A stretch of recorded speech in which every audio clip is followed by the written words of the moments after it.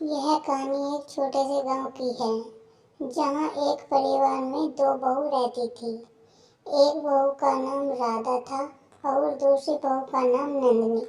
राधा गांव के बाहर से आई थी जबकि नंदिनी उसी गांव की थी।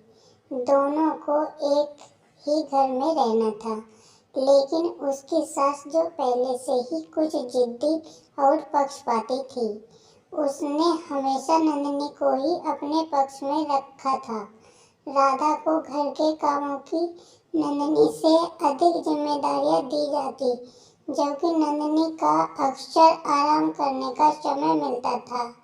राधा को कभी भी अच्छे कपड़े पहनने का अवसर नहीं मिलता था, जबकि नंदिनी हमेशा खूबसूरत कपड़ों में ही दिखती।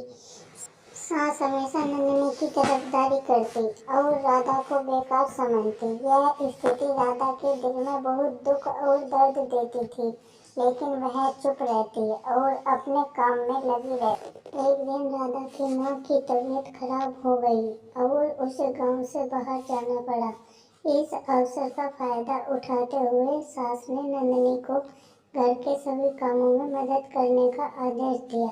नंदिनी को यह महसूस हुआ कि वह राधा की तरह घर के कामों को लेकर कोई बोझ नहीं महसूस करती थी, क्योंकि वह हमेशा आराम करती थी। राधा जब घर वापस आई तो उसने देखा कि घर में कुछ बदलाव आए थे।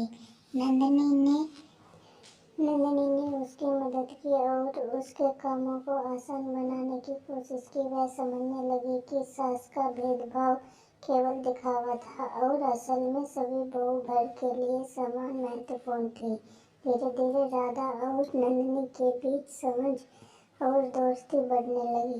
राधा ने सास से इस मुद्दे पर बातचीत की और सास ने अपनी गलती स्वीकार की। अंत में सास ने दोनों बहुओं को समान सम्मान देना शुरू किया और परिवार में एकजुटता और प्रेम का माहौल हो गया।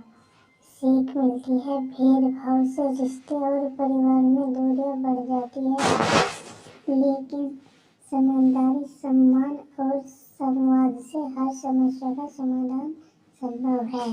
प्लीज हमारे चैनल को लाइक और सब्सक्राइब कीजिए।